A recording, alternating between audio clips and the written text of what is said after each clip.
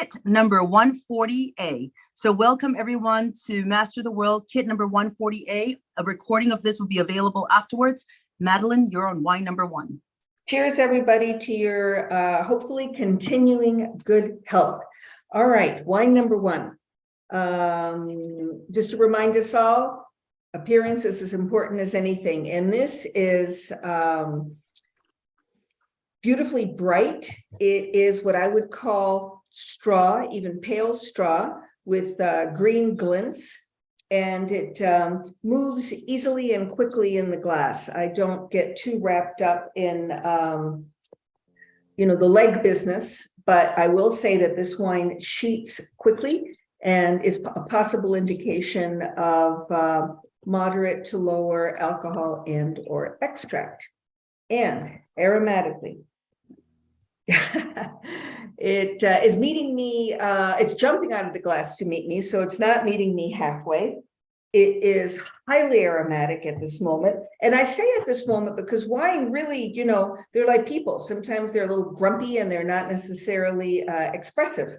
And this one is in a wonderfully expressive mood. I immediately get very ripe citrus, like Meyer lemon, maybe even a little tangerine, like an impression of sweet citrus, and perfectly ripe peaches.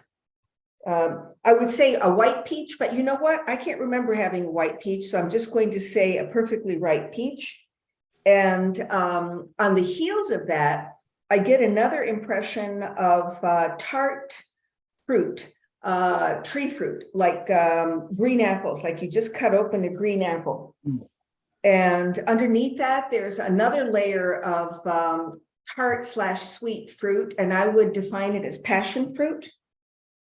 And actually, alongside all of those fruit expressions is a florality, flowers, not dry, definitely fresh. And I would say, the blossoms of the fruits I have mentioned, lemon and lime blossom, apple blossom, but also my favorite, because it's such a tender smell, honeysuckle. I am getting underneath all of that, the beginning of a whisper of, well, not a whisper, it's clear. It's just the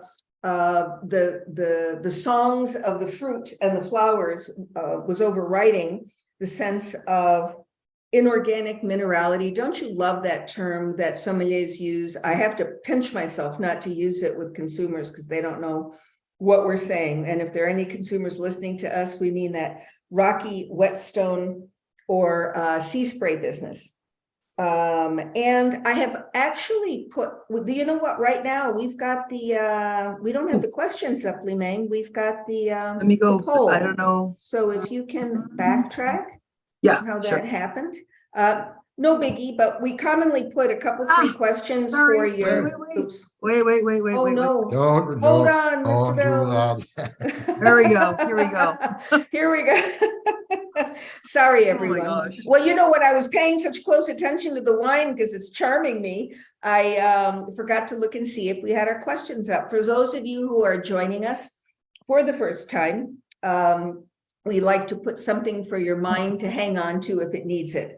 I find, quite often, if you're not used to perceiving and defining, it doesn't hurt to have the person who's hosting or leading the tasting give you a little bit of direction, because people are asking me, especially consumers, what am I looking for? I'm just perceiving and defining, but I thought these 3 things would be appropriate for this wine. We haven't addressed acidity on the palate yet, or alcohol, though I certainly don't smell any overt alcohol, and I referred to the presence of it in the way the wine moved in the glass.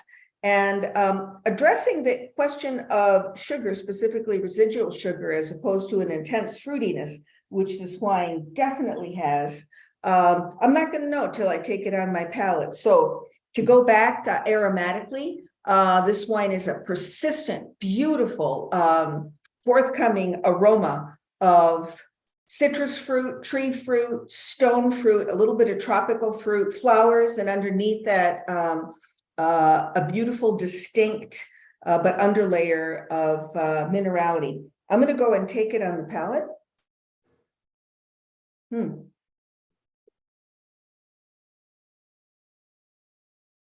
I just swallowed most of it because it was really delicious. I'm a pro, I'm supposed to spit it out, but I did taste this a little while ago, but at least a half an hour ago. And I have to tell you, the first word that occurs to me is the attack in the nicest possible way, right? Not an angry attack, but that attack of acidity, and also the attack of fruit coming through on the palate, a blast of sweetness, but the wine lifts almost immediately after you spit it out or swallow it. And you have an impression of cleansing, mouth-watering acidity. If I had to qualify it, I would say high, easily and cheerfully. It is, the alcohol seems almost imperceptible to me on this wine. I'm curious if you agree with me or not. And I'm going to immediately take it on the palate again because I want my palate to adjust to the acidity so I can pay attention to the flavors and see if they're mirroring the aromatics.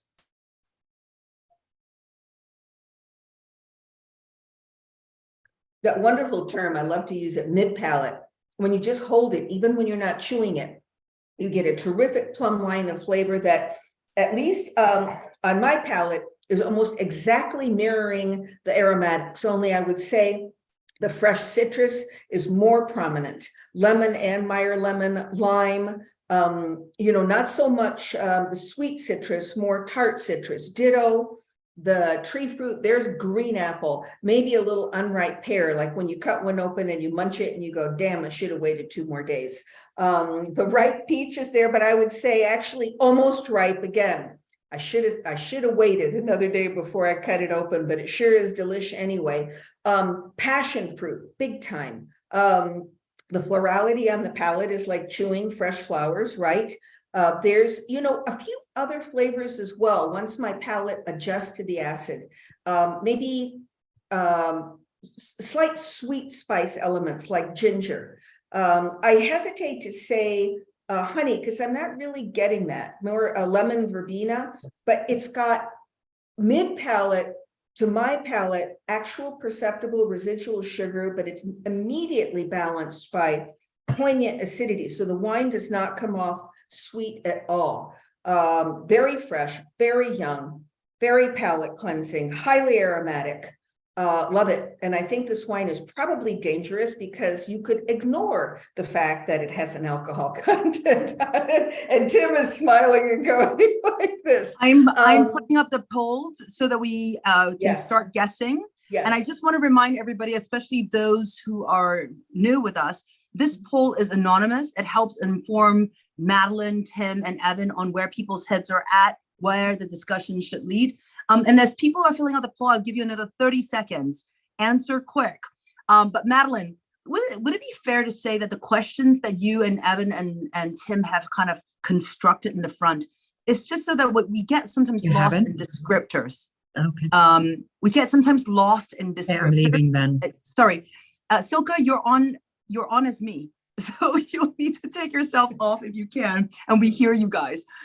Sorry about that. We have multiple screens going on. No, but, and I can jump into that, Li Meng, because yes, I personally try to keep my my language relatively straightforward and simple because I'm always looking. For me, the whole pleasure is where's Waldo? What's the essence of it, and how do I describe it to someone else? And we're in a position where I would be using deductive analysis to determine what it is. I want to take it down to its essential critical elements. So, I probably led everyone a little bit with that one, but I don't mind.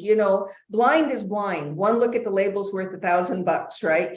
And again, just to remind you, this is utterly anonymous. Look at the 3 options we've given you, and we're not saying other in a hollow way. It's very useful to us if you could be honest. And then, maybe even put it in the chat room if you're not shy to tell us what you thought it might be. But all 3 of these are what? Riesling and Sauvignon Blanc, definitely highly aromatic. Chenin Blanc, semi to highly aromatic, depending on how it's expressing itself. Riesling leads the pack, but it's got Chenin and Sauvignon have strong showings. And then region-wise, I have to get my, Kind I of, have to page down slightly, but here- we've got Germany, France, Australia with a little other, and I'm going to be curious to know what that is. So, So what? if I go may, ahead. Maddie, Yes, I yes, think please. if you did other, help us out, Mhm. tell us what other it is. And obviously it's not anonymous at that point, but you're amongst friends. So don't be afraid of that. But it might be helpful. Maybe you want to wait until the reveal. Once we reveal which wine it is, why this is or isn't the other top choice between Riesling and Sauvignon Blanc. So Sure. maybe And actually, I can wait for that, but I will tell you even before we reveal that Riesling and Sauvignon Blanc have very different core aromatics. Chenin tends to be a little bit more shy, but I would say if you were considering Sauvignon Blanc, I would have asked myself, is there a strong impression of citrus skin, especially grapefruit, and also a strong green element? I think we can. Oh, the other question too on region, you'll see we have 2 Old World and 2 New World. Though all 3 of these grape varieties, but particularly Riesling, I think carries a little pocket of rocks along with it. So you can often think it's from the Old World, even when it's not. And, Chenin from South Africa is nothing to sneer at. I only wish that Detroit were not a secondary market and we could get more of them. So that said, I don't get phenolic bitterness. I think I saw someone bring that up, but that doesn't mean that you're not. We are leaving Evan and Li Meng, and we are getting on our plane, and we are going to leave the New World. We are going to Europe. This is indeed, as a number of you suspected and deduced, it is Riesling. It is made in Germany, not in the Clear Valley of Australia. It is from the Mosel, from the Middle Mosel, from a spectacular producer, Dr. Lozen. I mispronounced that for the first half of my career, along with Gigondas, and I'm sure several other things. So this is in the Middle Mosel. It is a Cabernet, so early harvest, but a Scotch. Is that a Midwest term or is it national? Of residual sugar. It is very young. It's a 2021, and I think it's an incredibly poignant example of this style of wine and shows you the class of Lozen's wines. We are, in the vicinity. We're right in the middle of the Middle Mosel. We are in the vicinity of Bernkastel, and this is an estate that also has 6 to 10, depending on what resources you're using, of top vineyards in this area. And so we're including this one, which is Veltliner Sonnenauer Riesling Cabernet. Here we are on the curve of the Mosel. And I want to talk a minute about the producer, Dr. Ernie Lozen, who our picture of him is a little bit grim, but we'll see it in a sec. What else to say about this? Maddie, I love the way when Google Earth shows the Mosel River, it really reflects that, and it's really cool. I think there are some questions here on the off-dry, medium dryness. Sure. How would you categorize the sweetness on this particular wine? I would call it off dry, but the reality is, and keep it simple to yourself, or I would say a touch of sweetness. It has perceptible residual sugar. The trying to quantify residual sugar, especially in Riesling, especially in Mosel Riesling, is tough. Tim is more practiced at it than I am, but I would think would admit that the acidity is so poignant, it fakes you out. Look at the precipitous slopes. These guys aren't kidding. There's no way these wines are made with anything vaguely resembling mechanization, right? I mean, even being careful, they're dangerous slopes to harvest. They are south-facing, which is ideal for ripening. This particular vineyard, Sundial, is covered with what? The famed blue slate in its purest form, which is doing what? Reflecting sunlight into the vines and holding warmth. If they were to tell you, if Ernie Lozen were to tell you what makes his estate wine special, and he came on board about what, in I think 2008. There he is, and he looks grumpy in there, but he smiles just like a house on fire. He would, by the way, and don't rob yourself of their website. It's killer, and it's a mini lesson in what makes the Mosel special. Cool climate, the combination of slate and volcanic soils, incredibly mineral rich, that punches up that acidity. Ungrafted vines with regularity, because phylloxera can't survive in this particular area of the world with ease. So many of the vines are fluttering between 70 and 120 years old. What else? Steep slopes, maximum exposure, and the river, which moderates the nighttime cold. Slow but even and full ripening. I mean, how cool is that? I didn't answer the question you were going to throw at me, but go for it. This was about the residual sugar. Yeah, so I have a couple of points and then a couple of questions. So the first thing is, Marshall, Tim gave you the alcohol, but the alcohol is actually on the back of the bottle. Evan, do you mind holding up your bottle if you have it, somebody? Because I gave it down. It is 8%, but correct me if I'm wrong, esteemed colleagues. It can have 1.5 wiggle room, but at the end, so it can have day, wiggle room. Yeah. But I just want to state, from a legal standpoint and a compliance standpoint, we make sure that every single bottle, what cuts us apart from other rebottlers is that every single one of these are federally approved labels. So we do put the alcohols on it, which is why we sleeve it, so that you don't get the identity of the wine by looking at the alcohol content. That would be a dead giveaway if you saw that was 8% to begin with. I want to say, if you don't mind, I just want to get this out, and I know I'm spending too much time on wine number one per use, but this producer is unique in several ways. They make a range of wines, all estate, but when Ernie came on board is when he intentionally resuscitated the culture of making dry Riesling as well. So this is a classic Mosel cabinet, but he also makes he makes gorgeous Trocken wines from his GG sites, Grossesquebec sites. One last question, and then we have to move on. Okie dokie. What does blue slate add to the flavor of the wine? Kristen says, I've heard that red slate adds spiciness character into Riesling. What is your thought? Tim, I think it depends. I think that's a Tim question. Yeah, I'm going to take this one. So, Kristen, that's a short question that really doesn't have an answer. Wherever you have red slate, like in what vineyards? Other vineyards in the Mosel that are further north, and they flew out the window. But you know, the slate, I mean, wherever you have red slate, you usually have sandstone, and that offers a different profile to the wine. But blue slate just adds slate to it, so the color doesn't really add anything at all. Yeah, the only thing it does, it adds a pronounced mineral quality to the wines.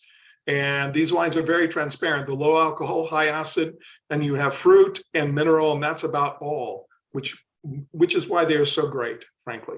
And this is a guy who does use neutral, larger oak, and does use extended lees contact as well. Yeah. But I mean, I just think this is a glorious cabinet. Yeah. Is there a difference between Rheingau and Mosel? There was a question here from Steph. You know, she would have guessed Rheingau from the description. Would you say that there was a difference in your minds about Mosel? Is it more stone versus tropical? Go for it, Tim. No, it's just a matter of delicacy. I mean, Rheingau, even though it's about 2 hours away by car, it's in a warmer place. There's, the Taunus Mountains, it's a rain shadow effect. It's a warmer place. Grapes get riper. The alcohol levels are higher. The fruit is riper, and they're bigger wines. The Mosel wines are just more delicate. And something to point out about the Welaner Zonnener is that it's the oldest vineyard on the planet in terms of uninterrupted cultivation. It's over 2,000 years old. Oh my gosh. If you're struggling between Rheingau and Mosel, you're having a happy problem. That's amazing. You guys are amazing out there. All right, we're going to we do spend too much time on wine one because we get so excited. Ooh. Yeah. Evan, you're up next. Wine number 2. Yeah, no, the only other thing, just in closing on that one, I don't know if anybody else noticed it too, but this is a 2021, as was pointed out, and B, because of that, Riesling's can be bracing at such a youthful age and all that. And I noted, which you often do find on wines like this, particularly with Riesling and certain styles of white wines, was my tongue prickled a little bit, which made me smile, because you do get a little bit of effervescent thing, a little bit of bottled carbon dioxide in there to keep the wine fresh. And it just made me proud of our bottling process that we managed to keep that in there, as it is so integral to the personality of the wine.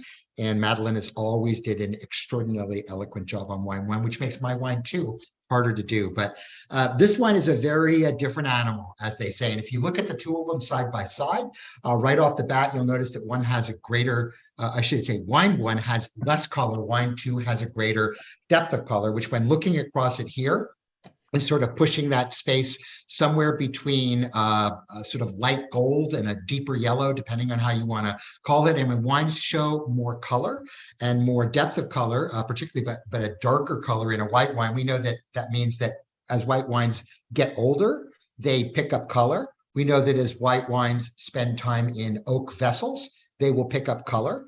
And we also know that certain varieties, depending on how they're made, levels of skin contact, et cetera, can pick up color. So right off the bat, you've got a wine that is distinctly different than wine one. We don't know anything more about it at this point in time, because I have smelled it, but we haven't smelled it as a group. So just pay attention to that. For those of you who are leg tier people, the tiers here are a bit thicker and floating down a bit slower, which could either mean higher glycerol, higher alcohol, et cetera, than wine one.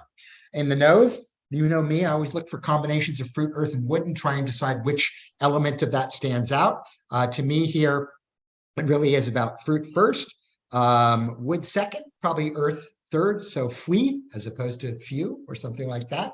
And the nature of the fruit is sort of very different there. What I do get is a very ripe character of fruit. So the fruit here is ranging somewhere between ripe and I dare use this word because people sort of get kind of judgmental about it, but there is almost sort of like a baked character, a pie fruit character, a poached fruit character to it, as opposed to I just pulled it off of a tree or I just pulled it out of wherever, kind of that sort of sense there. So if you're thinking pear, maybe you like pear pie. If you're thinking apple, more apple pie. If you're thinking citrus, maybe more candied or confit citrus. Other than that, I am definitely stronger on two elements of fruit here. First of all, there's that sort of tree character of fruit. So whether it's sort of apple, sort of between green and yellow, whether it's an Asian pear, whether it's a brown pear character, again, kind of pushing all of those riper elements.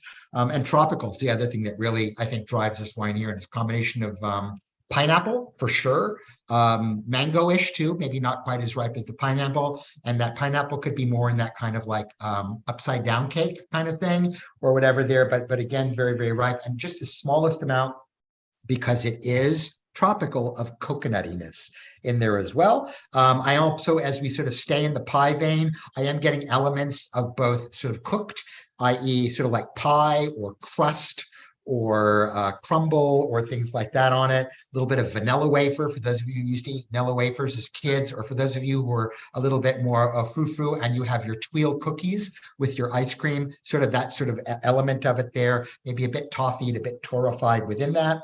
The oak element picks up notes of, just of all of those things, maybe sort of sweet baking spice in there as well too. Earth, if it's there, it's not a dominant factor, but the ripeness and the drive of the fruit sort of sends me thinking in a particular way, and sends me thinking in a particular variety. In the mouth.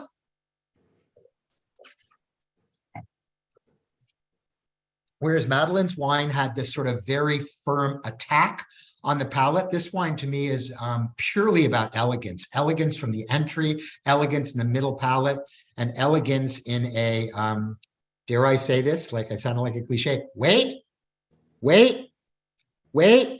really long, delicate finish as well too. I swallowed mine, and I want to promise you, as I'm talking here, you're going to keep getting more and more things happening in your mouth. Just sort of, it's the definition of the word expansive in that respect. What else can I tell you about it? It's rich, it's creamy. I think that's the definition of A, wood aging, B, lees aging with some batonnage, which is clearly part of that, which picks up a little bit on that sort of nutty character as well too. And once again, just a very elegant approach and sort of deferential respect to what's going on here. It is clearly a wine of wine making to me, but a winemaker with a very soft touch, as opposed to somebody going in there with a jackhammer. Yeah. And just one comment that came up about oxidation, someone getting oxidative notes. What did you think of that? Well, I mean, I think there's, it's a hard thing. That oxidation to me, when you taste a white wine and you're picking up excessive nuttiness or excessive sherry-like character, that's oxidation / maderization. Am I finding that in this wine? If I am, it's at a very precursor level. I personally am not. I think that's as much about the wine and just its gentle evolution. I wouldn't call the wine oxidized. Like I said, maybe there's a hint of it at the very beginning, but it would be very much at a sort of gestational level of oxidation, if you wanted to say that. I do think it has more to the production style and anything like that. Again, when you say oxidize and maderize, ask yourself sherry, ask yourself excessive nuts. And I don't think you're getting either one of those in this particular case. I think Kristen is very descriptive. She says the apples and pears on it have been sitting on the counter for a day. Not like Chenin Blanc oxidation. I love that comment. Yeah, and again, that's also a question: is your fruit whole, or did you slice it and now it's turning brown? And then you eat that browned piece of apple and or pear. But yeah, we're all in the same place here. So, quick questions as you consider as we pop up the poll: is this wine dominant by fruit, or is it dominant by earth? And what does that mean to you in terms of thinking both varietally, but also where perhaps geographically you might be? Does it smell like tropical fruits or whatever? So our choices are today. We have Albarino or Alvarinho as a varietal wine. We have Chardonnay as a varietal wine, Viognier, and then our ubiquitous other. And our terroirs, our old world options are France and Spain. Our new world options are Chile and California. And see where you want to go. Think about just for a minute what they are. Think about the personality of Viognier. And it being sort of really super expressive by definition. Albarino and Alvarinho, think about Albarino, actually, believe it or not, the name comes from Alba, place, Rino, Rhine. So it tends to have characteristics that are a little Riesling-like. And then Chardonnay, as we've talked about before, and as many of you are probably aware of, is more of a sort of neutralish palate, as much sort of shaped and envisioned by a winemaker. And then, of course, you have your terroirs. All right, 10 more seconds. And while people are looking up, I just want to put a plug in here that I absolutely love about our kids. Going from wine 1 to wine 2 shows such difference. And if you are a baby palate, not a master palate like these guys here, baby palate like mine, it is really helpful to solidify the markers of Riesling and non-Riesling. Whatever this is not Riesling, and it really is helpful. Tasting order is also important on wines, wine 1 and 2, and clearly, wine 1 is very definitive, its style, very youthful, wine 2 different there. And I think what's interesting is because of how, to use Madeline's word, attacking wine 1 is, it's very easy to lose a little bit of the subtlety of wine 2. So I'd like you to go back now that your palate is there. Keep coming back to that wine a little bit during our ongoing discussion there. And I think that's sort of almost, I wouldn't call it shy, but just the more elegant thing and the less sort of in your faciness that it shows at this stage of its life vis-a-vis wine 1 is telling.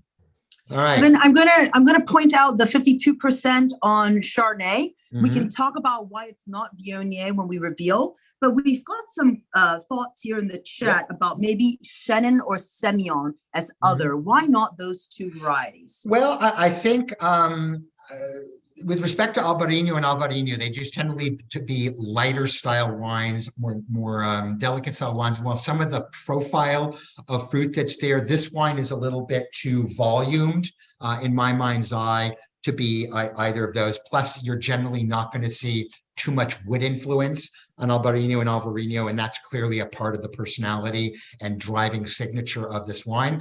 Viognier tends to be awfully expressive and screaming orchard fruit, most specifically peaches and apricots and things like that. And while there are elements of stone fruit in here, I don't think they're as dominant. And once again, you probably are not going to have as much wood there showing, or if it is, that would probably be a misinterpretation of the fruit. Chenin Blanc, another one, Madeline talked about it earlier, tends to be a little bit subtler than this, and it usually is not going to be aged in oak unless they're doing a sweet version of it, particularly those Mid-Loire, Chaume, Carte de Chaume, Bonnezeau, things like that will use both oak and will also have the addition of botrytis in there, sort of emulating more of a Sauterne style. But drier Chenin is going to give you that can give you that sort of bruised pie fruit thing we talked about before, but it's going to be much more linear in it being sort of a very appley profile with some soft undercurrents of what I call juicy fruit gum, so light tropics. The tropics here are too strong for me on that one with the oak, just isn't driving me that way.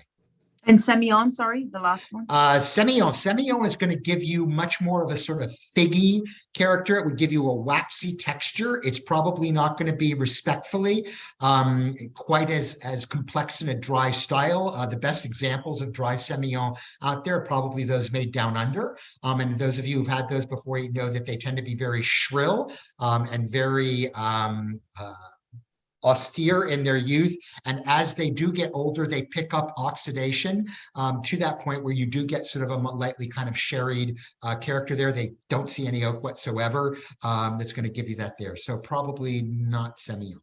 And as we go on the journey to figure out what this is, Evan, I'd like for you to explain the new world versus old world as the wheel turns, because as we can see here, it's almost 40% old world and about 60% new world. So it was a close call. Yeah, and I think that's a very thing, because I think there's an old world sensibility about the way this wine is being made. But I think that generally what would suggest a newer world approach to me would be the sort of overtness of fruit character that's there, the generosity of texture, that slight warming feeling that I'm getting in my mid-chest right now, as well, that suggests a slightly higher alcohol, and that lack of, as Madeline sort of alluded to, a minerality, a stoniness, or anything that sort of suggests particularly an inorganic earth style, which usually accompanies many of the old world wines rather than the new world wines. You can find new world examples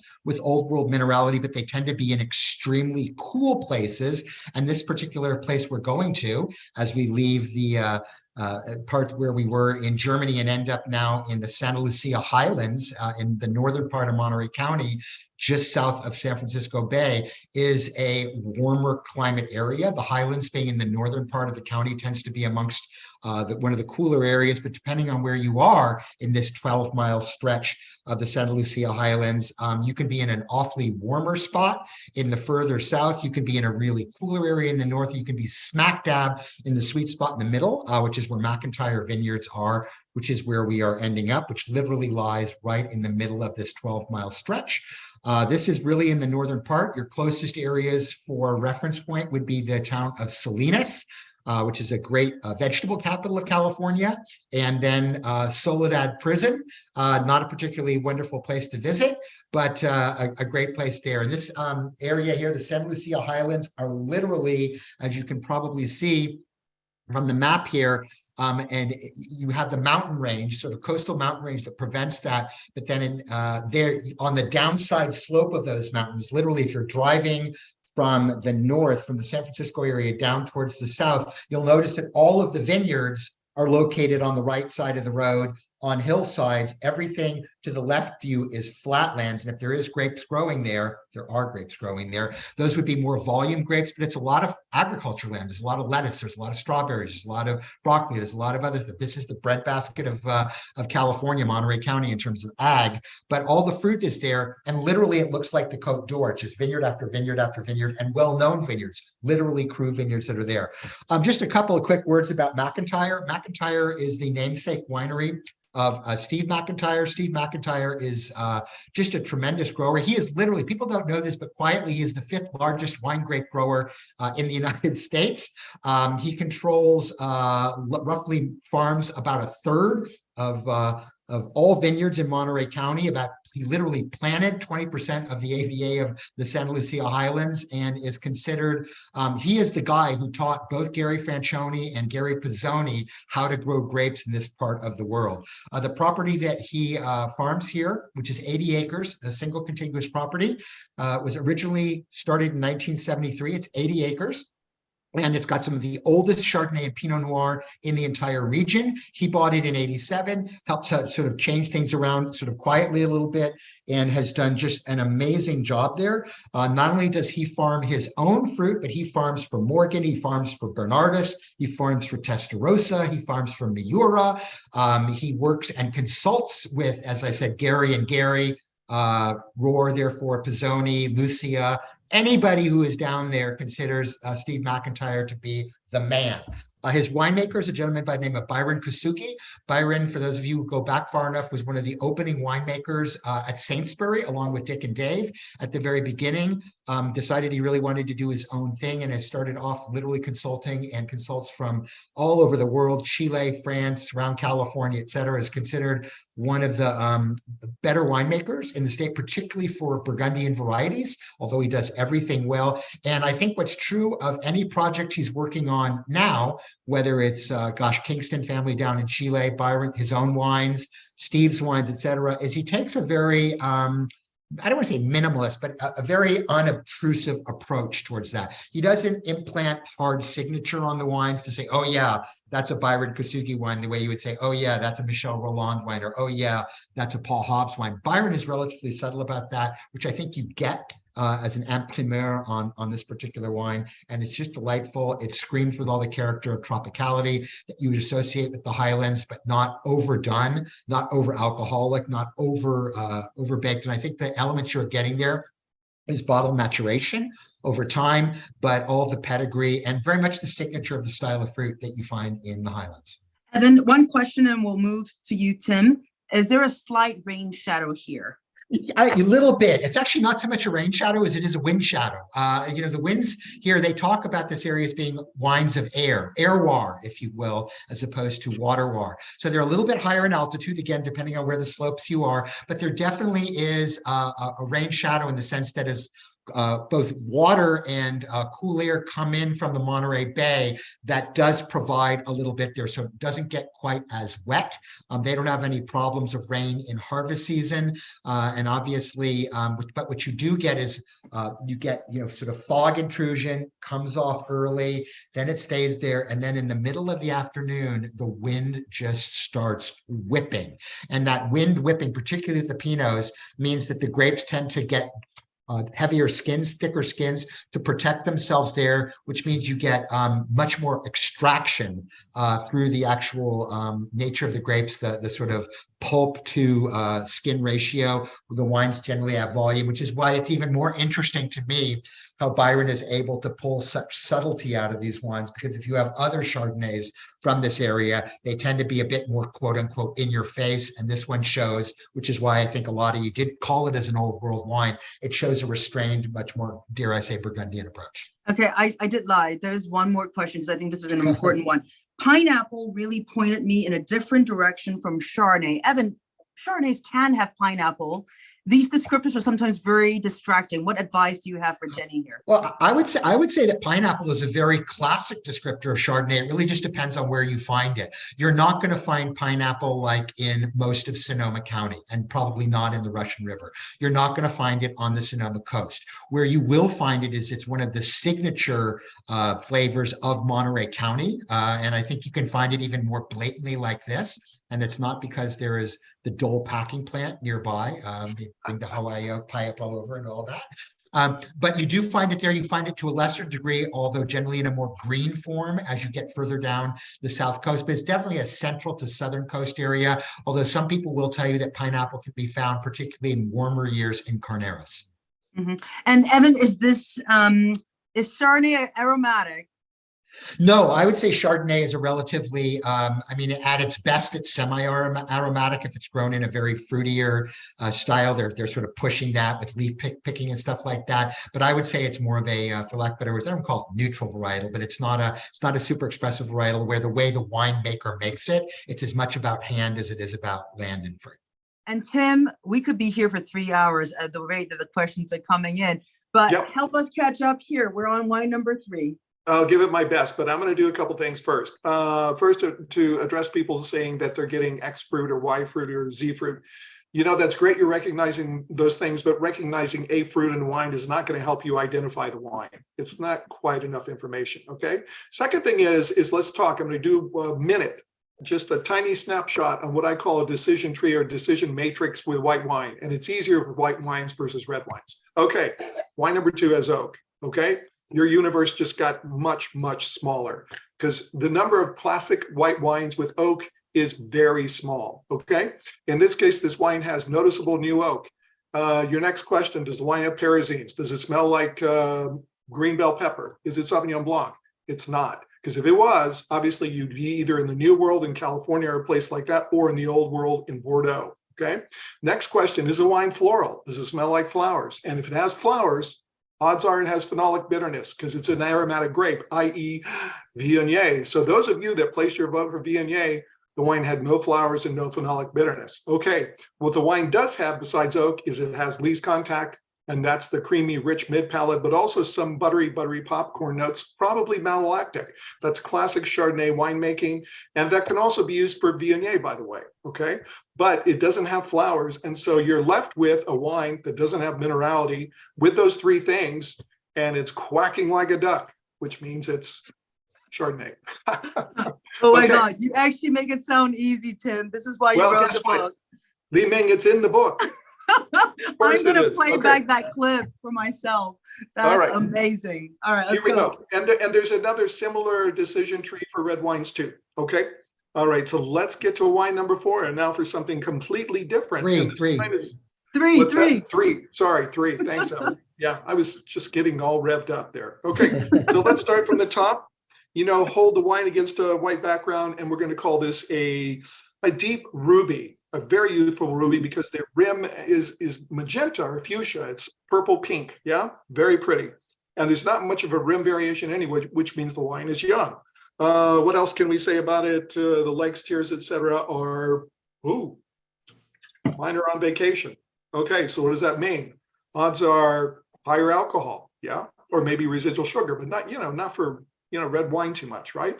All right, so let's go to the nose. All right, so the nose has a lot going on. So we're just going to break it down into silos, into groups of things. First thing I want to point out is that A, the fruit is ripe, and B, I detect alcohol in the nose, okay? So whatever this is, it's got elevated alcohol from fermenting ripe fruit. And I would say the alcohol is over 14%, okay? The other things is I've gotten only earth and mineral as well as a bunch of fruit, okay? So this wine's really complex. In terms of the fruit, we've got both red and black. And the red and black fruit, the red fruit to me is red plum, really ripe red cherry, like bean cherry, and it's fresh and ripe together. And the same thing for the black fruit, it's black plum, black cherry, blackberry, but ripe and fresh. All right, so that covers the fruit. To me, what's more important, again, than naming the fruit is to say that everything is ripe and fresh. So it's a young wine, but it's a young wine made from really ripe grapes. What else on the nose? There's a lot of non-fruit going on. And I also want to point out one more thing about the quality of the fruit. So everybody stop for a moment. Re-smell the wine, paying attention to the quality of the fruit, because besides the fact that it's ripe, there is a confected, candied quality to it, which is really unexpected for a wine where the fruit is so ripe, but it's definitely there. So there's like a candied fruit, ripe fruit quality. That's going to become important. What else is there? There's flowers. So if you pull your nose out of the glass, there's rose petals. It's really pretty top note. Beyond that, the wine is herbal. So there are things like bergamot and tea and laurel and a little bit of chervil. And then beyond that, maybe a little licorice, like red licorice and star anise. And now to earth and mineral, and there's both, and they're pretty pronounced. There's mushroom, turn soil, compost, things like that, but there's also like on the palate especially, there's a hard mineral quality to the wine. Okay, so beyond all that fruit and the confected action, the wines, the middle of the wine is very mineral driven. Okay, in terms of oak, if the oak is there, it is very low intensity and probably old barrels or big barrels. But it's not. And if you're not sure, go back to the Chardonnay and smell it now, because the Chardonnay has some new oak on it. And if you go back to wine 3, there's not really much oak to speak of. Okay, everybody, let's taste it.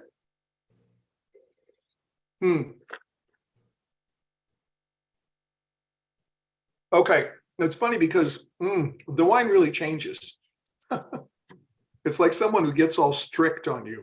It reminds me of school, Catholic school. Okay, so you have a lot of things are happening. One, I'm getting heat. So that speaks again to the depth of color and how ripe the fruit was on the nose. It's ripe, but notice how it turns tart on the palate. And that often happens with red wines. But still, what I'm tasting is that candied confected note.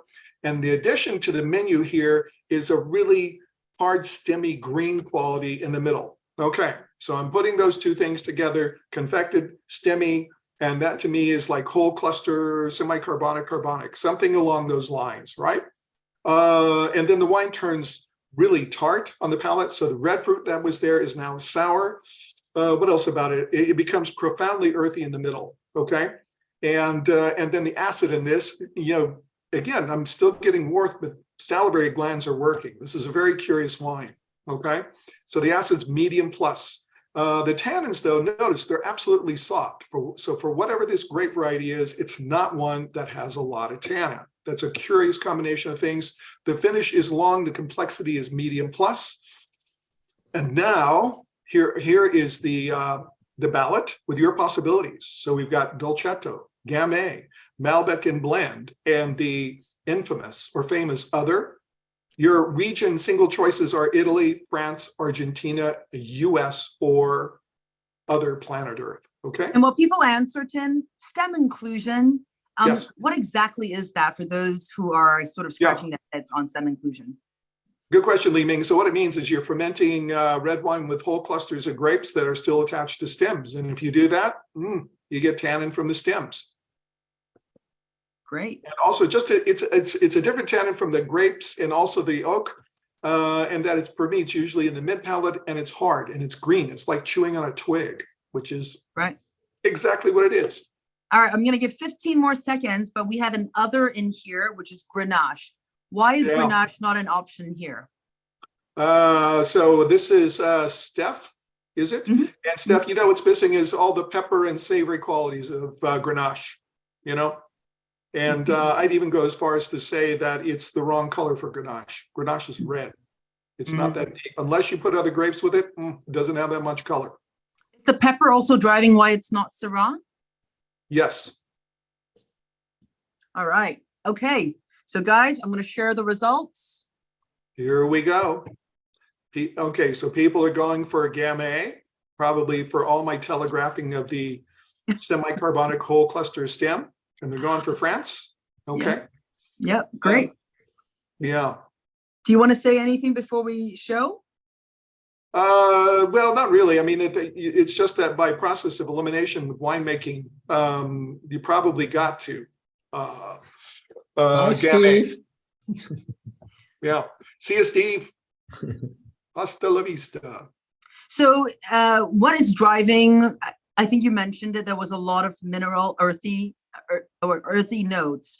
So is that what your is reaffirming for that old world, especially France, the majority of France? Yeah, absolutely. Yeah, because if you think about it, if it was Northern Rhone Syrah, it would be earthy like this, but it would also have pepper and a lot of savory qualities like, hoisin and beef jerky and all that stuff, right? And none of that's there. And same for Malbec. Malbec you don't make with semi-carbonic or whole cluster. Or you rarely do. It is done, especially on lower end, right? Lower end supermarket type Malbecs. Okay, here we are. We are in Beaujolais. In fact, we are in Fleury, which is one of the 10 crus. Domaine de Maran, small domain that was founded in 1970. The current winemaker is the son, Mathieu Mélinand. Very talented guy. The family estate owns about 50 acres. The average age of the vines for this particular wine, and this is actually Morgon, which is north of Fleury. Average age of the vines here is 55 years. We have a vineyard that is farmed organically.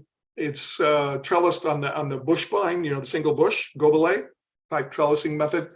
Hand harvested, indigenous yeast fermentation, and then after malolactic, 10 months in neutral barrels, right? And then it's bottled, fined, and filtered. And one thing I did point out, everybody, notice if you look at the wine again closely, you can see it's a little hazy, and not a surprise. It's bottled, unfined, and unfiltered, which, that is a trend for Cru Beaujolais. And Cru Beaujolais to me is, again, it's a wine I look for, especially in restaurants, because even though the price has increased over the last 10 years because of it's become a popular wine, it's still really a good value, especially for what it is and, how good the vineyards are, et cetera, et cetera. What else can we say about this? This is unusually a single site, what the French call lieu-dit, and is Courcelette. It's one of the two crus in Morgon, and which you just don't see very often. And I think this, for $26, this is like a great bottle of wine. It really is. What is unusual and atypical is the alcohol level. And that speaks to the vintage 2020. It's just being a warm vintage for that part of France and other parts as well. Tim, what do you say would be a question here from Kristen? What do you think the lighter crus are and the bigger ones are in Beaujolais? Yeah, Kristen, that's a good question. So the richer ones to me are really Brouilly, Côte de Brouilly, Morgon, and also Moulin à Vent. And then Fleury, as per its name, flowers, is one of the lighter, more delicate ones, and it's actually one of my favorite.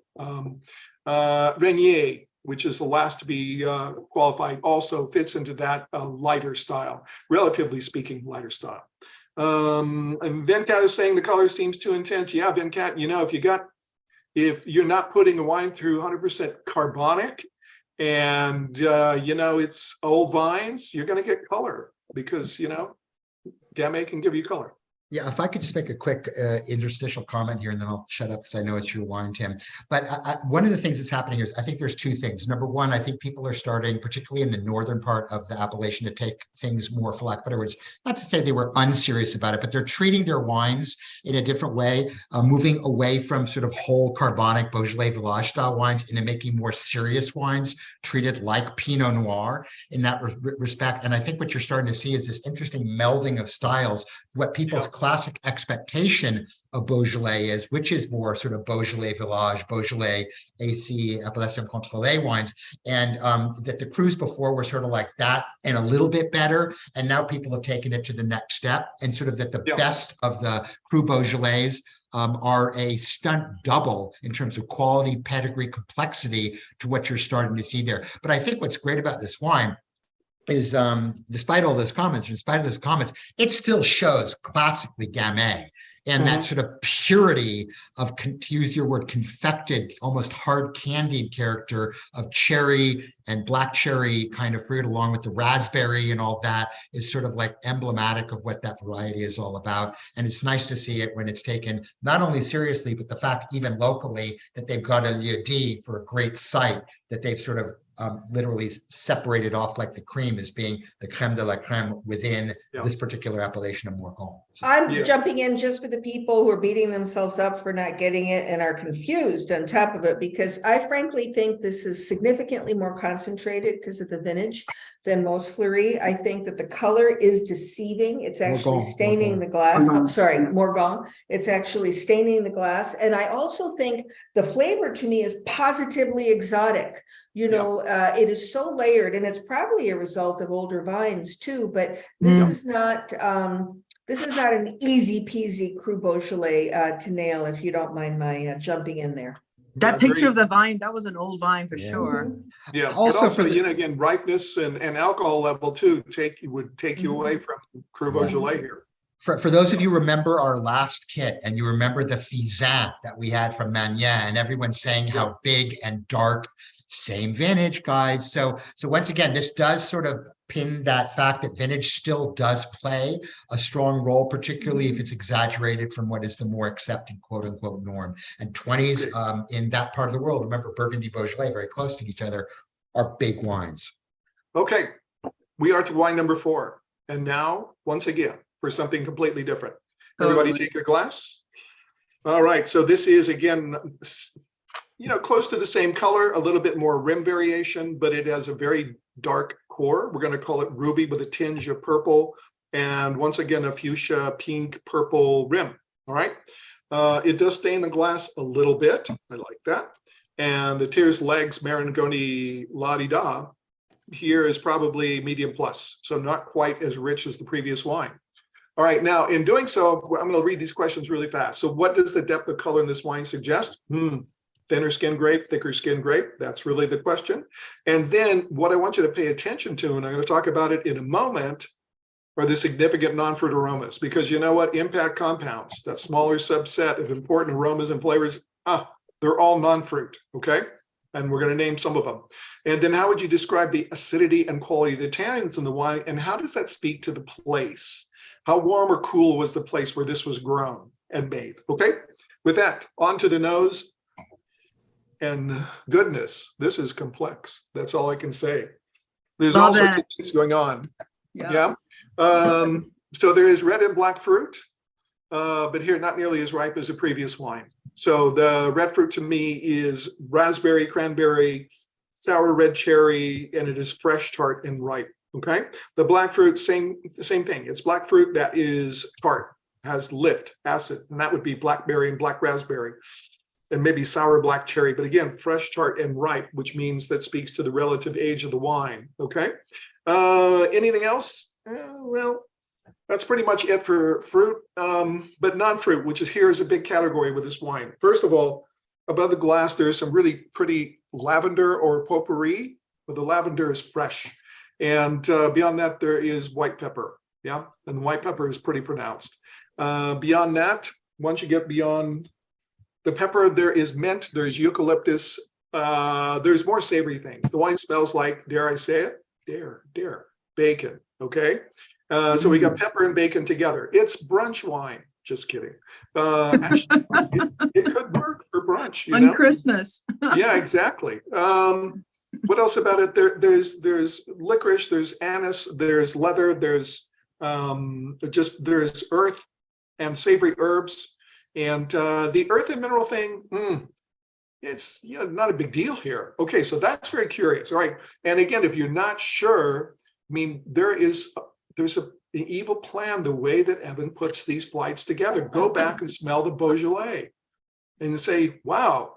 That's really earthy. Now smell wine 4. Not so much, huh? And then you ask yourself, okay, so we've got a wine from a cooler climate that's not very earthy. That should get your gears going. It's also very savory and very peppery, okay? There is oak on this wine. It's mixed, probably medium intensity. To me, there's vanilla and toast and light spice and maybe espresso beans, things like that, okay? All right, so then on the palate, taste it, please.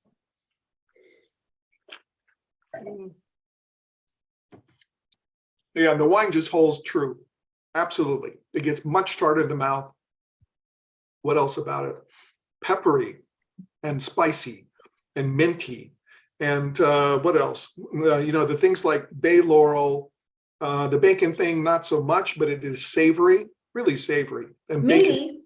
And when I say, savory, I mean, it's just not fruity and it's not earthy either. And that's very interesting. And it's tart almost to the point of being green. So meaning underripe for fruit. And oak is there at the finish. It gives a rounded texture to the wine, a little smokiness and toastiness. Structure really quickly, Li Ming, acid, medium plus. Tannins, medium plus. And the alcohol is medium at best or just beyond. So, and that keeps with the fruit ripeness. And it's just not very ripe, but it is very savory. And what it doesn't have is earth and mineral. That is a really curious combination. Okay, here's the ballot, everyone. So you've got Cabernet Franc blend, Corvina blend, Syrah blend, and the notorious other. And then for regions, you've got France, Italy, Australia, US, and others. So cast your votes.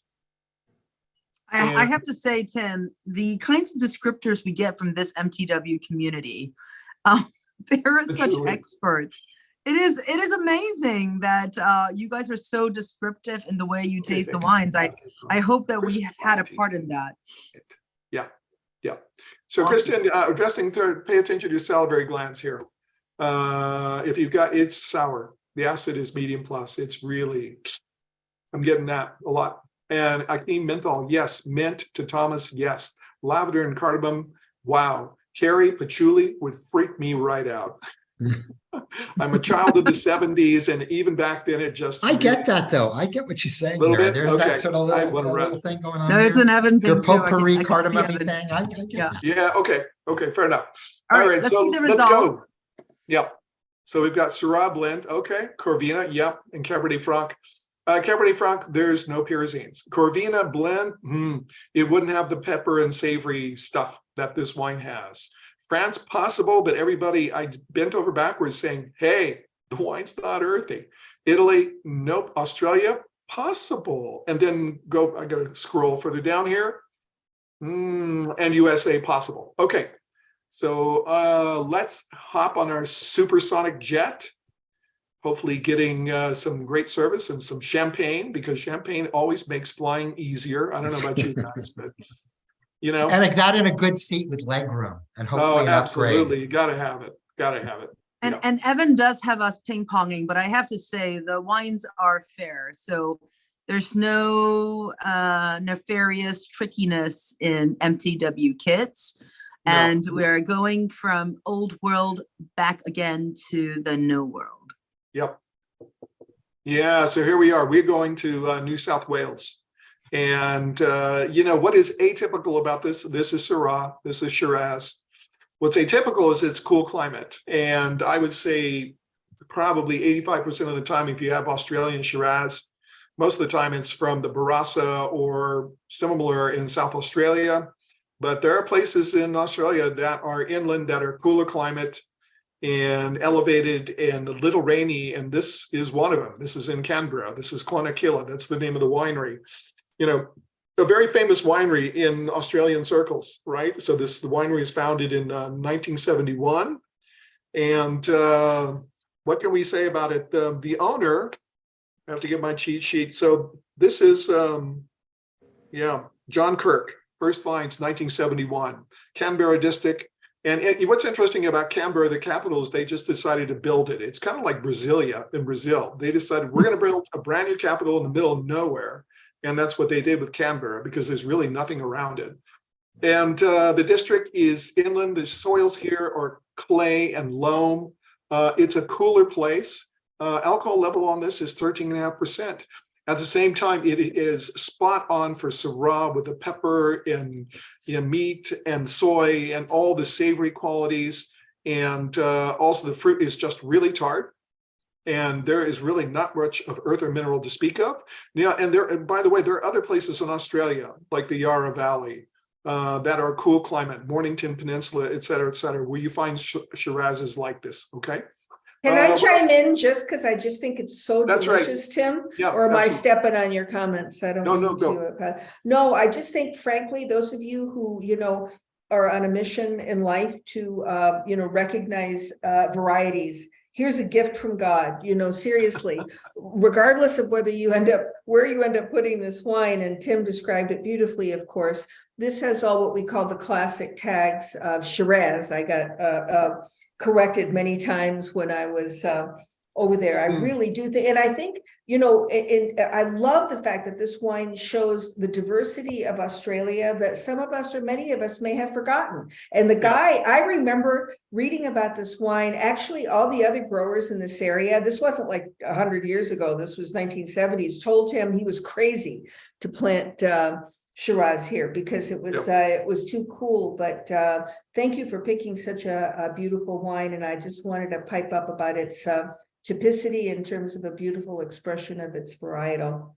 Yeah, Evan really worked his magic here on the negotiation of this kit because financially say. speaking, this would have been a very tough thing if it wasn't negotiated well. Yeah. I just want to say one thing to those of you who are in the winery holding on to the remainders of this wine. Mama Boss here wants to keep the rest of it for home tonight. This is so good. Don't finish Yeah. it. Oh, I love it. Awesome. This is my by far favorite right now.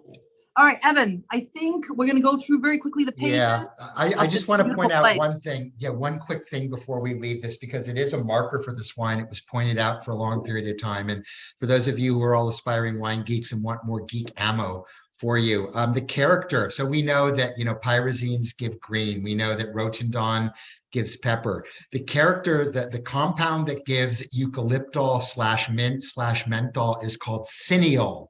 cineole. And whether you find it in this wine, whether you find it in other Shirazes that you've had before, Coonawarra Cabernets, Heights Martha's Cabernet, BV Private Reserve Cabernet, etc. There is something to be said, although how it actually gets there. Oftentimes these places are close to eucalyptus or close to mint areas. I hate to break your heart, but I was traveling with my good pal Jamie Good last week. I spent a lot of time being the scientific nerd that he is doing this. And the only thing they found out is that in the cases where it's more pronounced than not, and I hate to bum everybody's high out, it's usually because a couple of eucalyptus leaves or mint leaves have fallen into the fermentation vat, and not because the oils are wandering through the air and all that true. But it is a distinctive flavor. It does come obviously from the proximity due to the fact that whether you get leaves or oils or whatever, it's there. And now you know the term for it. So when you're next wine tasting and you pick it up, you can look at your next door neighbor and go, check out the amount of cineol in that wine. And they'll look at you and go, whoa, quite interesting. Tim Kirk, brilliant guy, Clonakilla, a first growth of Australia in Shiraz land, and they make a killer wine, which I cannot afford to put in our kits, but I would encourage you to look out for it. It's a Shiraz Viognier co-fermented blend that just rocks. All right, moving on to wine 5. This is a wine that's moving us in another different direction. Not a lot to spend time on the color. We sort of exhausted elements of that there. I would simply note that as you do roll it around your glass and look at it against a white piece of paper, that there is a little bit of hue or a little bit of staining that sticks to that, which speaks to the quality of extraction, could speak to the thickness of skins of the varietal, or again, that sort of what they refer to, Tim always eloquently calls it dry extract, how much juice to how much solids there are in the wine being a little bit higher. But let's move on to the nose and to the mouth. Right off the bat, it's a very tight wine. It's not quite as generous and giving right off the bat as some of these others. It's got a lot of character to it. Most of that character sort of seems to flow through from its deeper ruby color and core. It's ripe.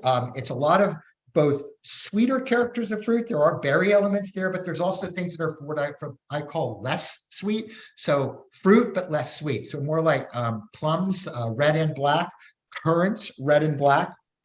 Again, some berries, but then underneath that sort of core of fruit, there are other elements going on. There's a very strong, both more organic earth, probably more turned dirt, forest flourish sort of stuff. There's a very soft minerality or organic fruit there, but then there's other stuff going on.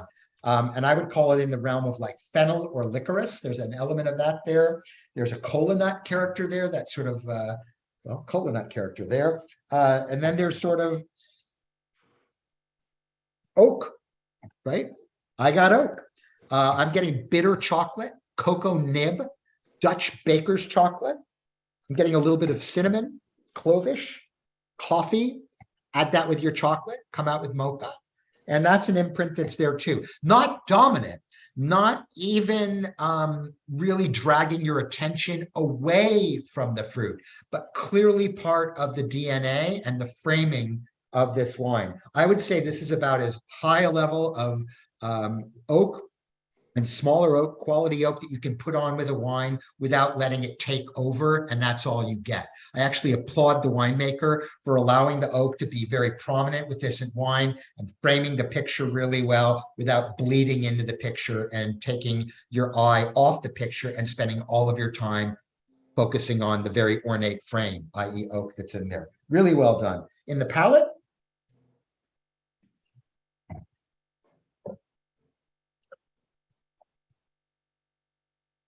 wine's got some attack. It's relatively firm, hitting you pretty much exactly as it smells. Same sort of dark and ripe red fruit characters. Element of blue fruit maybe in there too.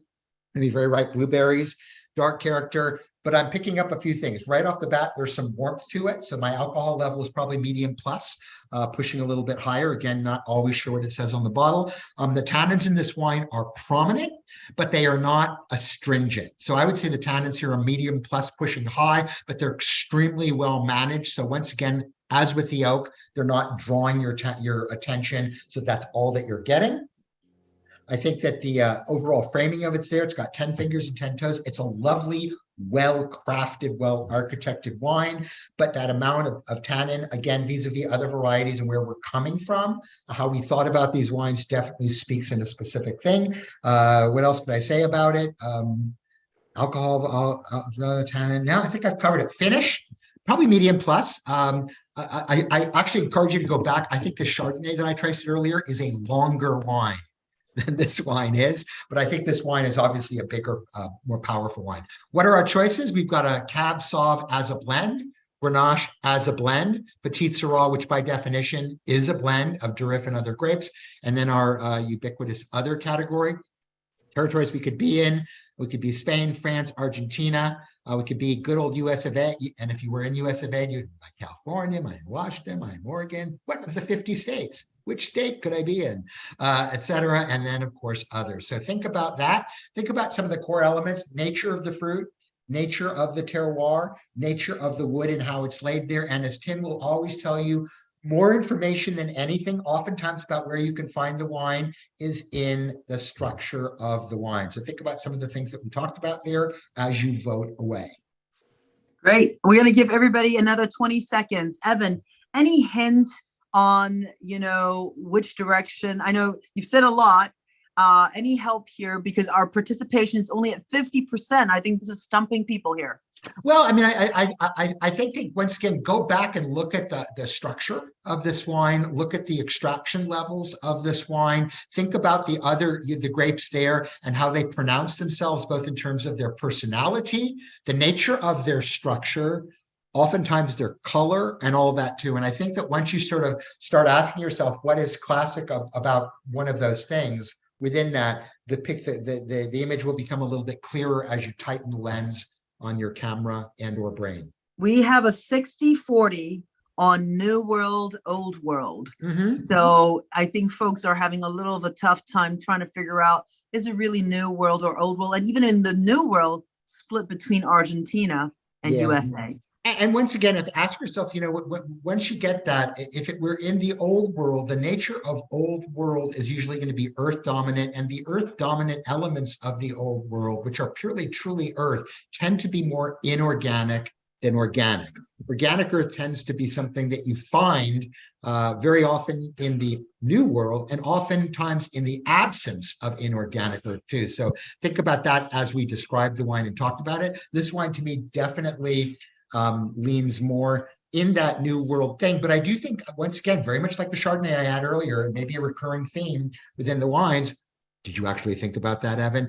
Is there an old world sensibility about the thinking? And when we reveal the wine, the answer to that will be yes. The other thing is that when you do get oak, and when the oak is more apparent, thank you, Octavia, generally that's more of a new world clue. Oftentimes the oak in most old world wines, unless they're going on purpose that way, tends to be more of the back note, the fruit, the earth, the forward note. So, all right, I'm going to close my grid. Think about where we are. We're leaving. I've been bouncing you all over the place today, haven't I? Get back on the plane. Hopefully it's a nonstop flight, but it's a long nonstop flight. So hopefully, Tim, they gave you the whole bottle of champagne while you were sitting there drinking around. And we're going to end up wait. We are going to Argentina. And we are ending up in Argentina. We are in the great, larger, ever important region of Mendoza. And as we land in Mendoza and you see San Pablo, for those of you who are familiar with California, we are not in the town of San Pablo. We are not on San Pablo Avenue anywhere like that, or San Pablo anywhere, but San Pablo, which is a GI district within the greater region of the Uco Valley, the Uco Valley being on the southeastern side, closest to the Andes Mountains, away from Mendoza City, away from the areas around the Grelo, Maipo, etc. And the wines are defined by structure. This is an area that is two things that are going to give you structure. One, it's cooler, less sun than you get, not as ripe as what you find closer to Mendoza City. And two, the altitudes are higher. The altitude of which this vineyard from Tapiz Winery sits in the Uco Valley in San Pablo is at about 4,600 feet. Just to give you some things, that is probably about 50% as high as you are in the northernmost parts of Salta, Jujuy, Humahuaca, etc., but literally over twice as high as you would be in a place like Spring Mountain or Howell Mountain in California. That gives you thermal amplitude, that gives you a long growing season, that gives you ample acidity and slow ripening tannins. Tannins here are still firm, but they are not gritty and they are not grippy. This particular wine from Tapiz Winery as part of the layer of wines that they call their Alta Colección. And for those of you, because Evan, you didn't really mention the variety, it is a Cabernet Sauvignon. If it were a Malbec, a couple of things. One, it would have a deeper, darker, far more opaque character to it in terms of just the amount of anthocyanins and pigment compounds in Malbec when fully ripened, like you find in Argentina, you're going to get that. And two, the tannins are just not as plush as you're going to find in most Argentine Malbec, even in cooler climate areas like Uco Valley, like Salta up in the north, etc. It's called tapiz. Li-Meng, if you want to hit the next slide. It's called tapiz because tapiz means tapestry, and this literally speaks to the tapestry of soils from which this wine is made. The winery is owned by Patricia Ortiz, who is one of the great female entrepreneurial winery owners in that part of the world. They do a great job. Obviously, viticulture is a big deal there, but perhaps the secret ingredient, dare I say, secret ingredient of Patricia Ortiz, both for this winery, Tapiz that she has, and for her Wapisa winery down in the south, is that guy second from the left. Anybody here ever heard of a guy named Jean-Claude Berrouet? If that name is familiar to you, it's because for 44 years, he oversaw the winemaking at this funny little place at Pomerol called Petrus. I don't know if any of you heard that place before, but after 44 years, he retired from working with Christian Moyex, went off back home to Iroligui, where he started making his own wines, and took on a few consulting projects of which he found and self-discovered, mutually discovered Patricia, and they started working together. Gentleman on the far right is the day-to-day overseer of that winery named Fabian Valenzuela. He's a great winemaker, extremely talented. Jean-Claude, though, is there often. He's not one of these flyby guys who comes by twice a year, looks at the wine, tells you to micro-ox it, and then leaves. Oh, no pot shots there, Evan, but he actually spends a lot of time on the cuvées and the blending, etc. So if you were getting sort of an old world sensibility and not an over oaked presence, despite obviously a good amount of oak there, look at the source. Look at Jean-Claude. You would never describe any Petrus that you ever had as probably being over oaked or too new worldy by nature, and really managing the terroir well. 95% Cabernet Sauvignon, 5% Merlot, 12 years old, average age of vines. And a generous 14.2 alcohol. And Maddie, the rest of the time is you. Excellent. Well done. Uh-oh, bravo, yay. My number 6. I was typing a simple personal answer to why not something other than New World Cabernet. And I frankly think it's a really honest, straightforward expression. And I think the quality of the tannins have a lot to do with, not moving you to different varietals, and the color and the aromatics to me are really classically black currant. By the way, Currant. Yeah, when we say classic, we don't mean old fashioned. We just mean an expression that is often apparent in a certain style of wine or a certain terroir. So that said, I have got to march on to wine number 6, and per usual, I'm paying the price for tiptoeing through the tulips on wine number 1. So That said, the color on this is interesting. And again, don't ever phone color in, because sometimes, especially if you're in having a deductive block, two things, the color and or the structure will set you free and go, hello, it can't be yada because, or hello, I hadn't even considered that. So on the look of this, and I'm trying to see what questions I put up here. So let me get rid of the chat room. Floral aromas. And again, if you do pick up flowers, much like fruit, you're going to ask yourself, you know, the quality of it, dried or fresh, are the big strokes for flowers. And it's a type of aromatics that we don't always consider with red wines. Density of color, we've talked about this before, you know, especially if you're talking about in simple terms, whether the wine is opaque or translucent and whether it stains the glass, it's simply going to lead you to thicker skin, smaller berries than not. And again, the tannins, I think, two things: getting to know yourself as an observer and describer of tannin is important, because not everybody has the same tolerance for it or forgiveness for tannin. And being able to perceive tannins that can be plentiful but possibly finely grained. So that said, the color on this, it's staining the glass very lightly. I can see through it. I can't read through it. And I think it's a really true dark ruby red in the center. What's interesting to me when I look at the color against, I travel with white cotton serviettes. That's how obsessive I am about the fact that they A, are white, B, absorb moisture. If you let your eye go all the way to the rim, it is the same hue. It hasn't changed, though I would say actually the very rim might even have a little bit of a violet or a blue tone to it, which signifies what? Youth. Okay. Aromatically, what a pretty wine. I just seem to be in a mood where wine's making me chuckle today. It is generous, and I think red fruit leads, though black fruit is right on its heels. And I think that it is, to my mind, perfectly ripe, not overripe. You know, I don't get, I get a little warmth, but not giving me any sense that the wine was cooked or confected or jammy. It is plummy, both red and black, raspberry, red and black, cherry, red and black, and actually a little bit of a sour cherry tone to it as well. I love the fragrance of this wine. There is a florality to this wine that is a combination of fresh and dried. And I'm not of the school where I give, you know, flowers colors, but I guess if I had to, I would say, you know, dark flowers. But you know what? Roses, violets, maybe a little bit of lavender.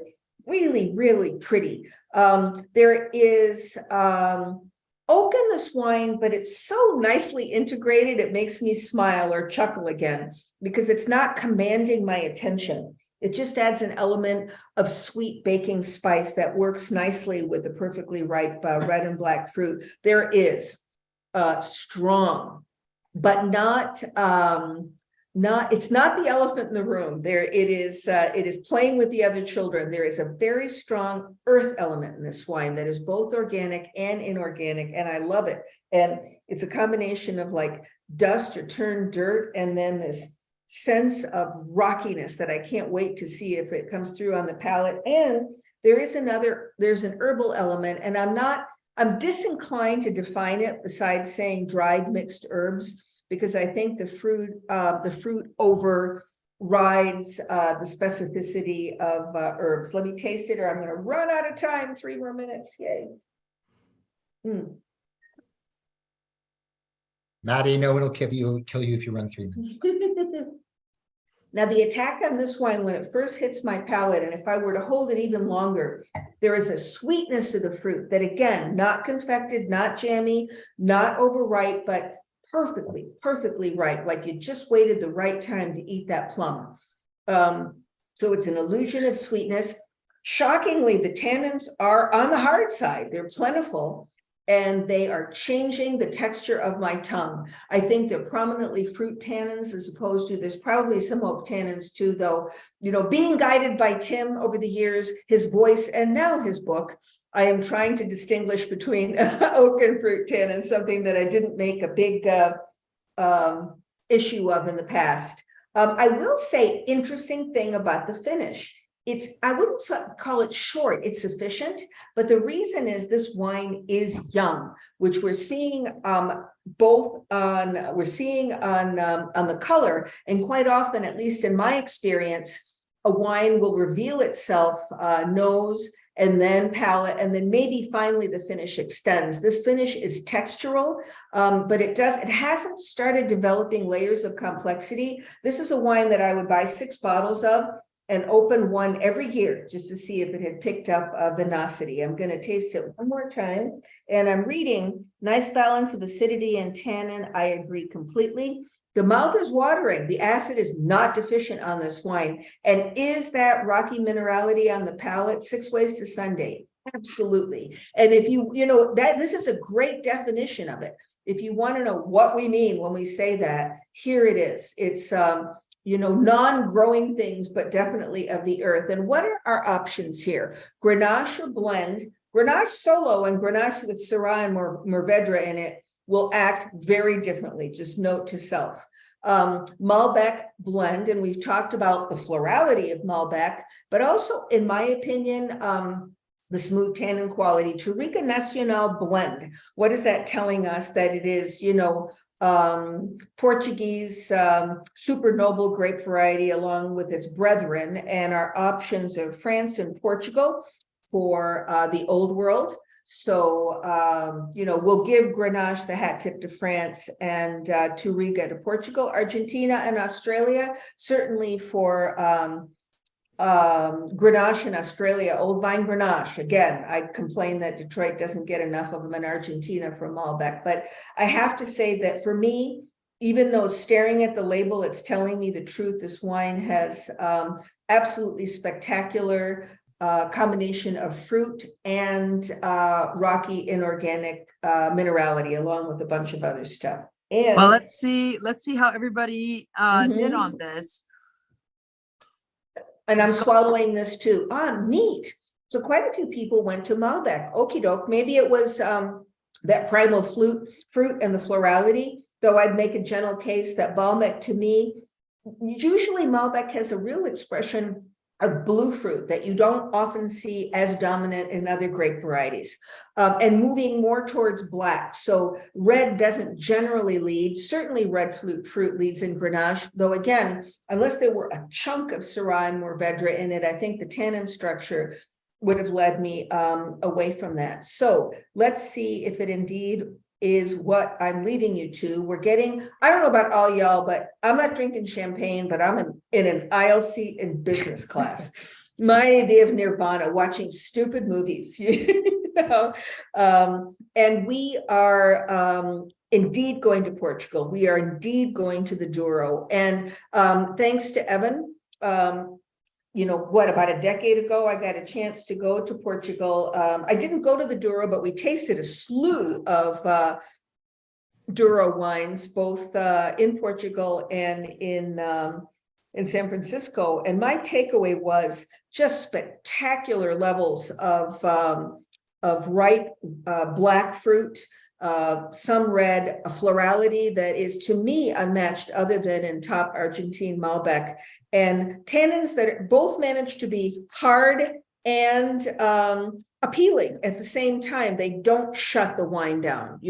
I think this is an area of the world that I tell consumers about this all the time, because for those people who want Cabernet but want something totally different, here you go. You're in the Douro River Valley. You're actually, with this estate, smack dab in the middle of it in Cima Corgo, and my friend Evan is going to correct my Portuguese pronunciation if I slaughter it. You are quite near to the river, the Douro, aka the Duero, that trudges through the granitic and schist-laden mountains towards the Atlantic. You are at a large property called Quinta do Ventosello, soft O. I'm going to have to practice that more.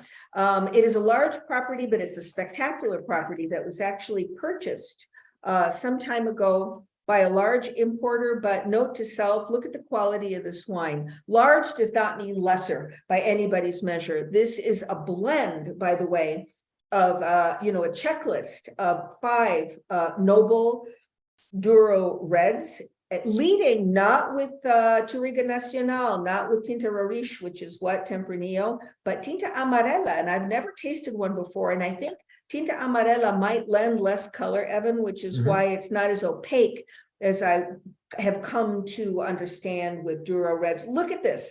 And this is not a glamour shot, it's just glorious. I mean, second only, Tim, to the Mosel, right? So Tinta Amarela, it's 50%, and it's also called Trincadeira.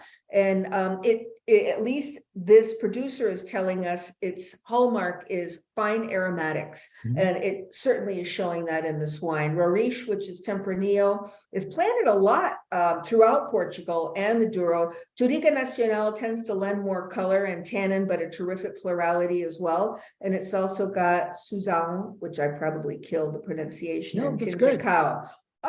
I did okay. I can speak Portuguese. Yay. So this is an example of a wine, and I can hear you. I can hear you saying, is it testable? This is not testable, right? So, those of you who are going for, oh, by the way, look at this label. Look how old it is. This has been around since, Cistercian monk times, documented originally in the 1200s. So this is an historic, albeit large estate. So let's go back to the whole testable issue. All of us who are professionals or who want to be, informed, savvy consumers have to be able to recognize quality, regardless of whether it's something you're going to find in a qualification exam or not.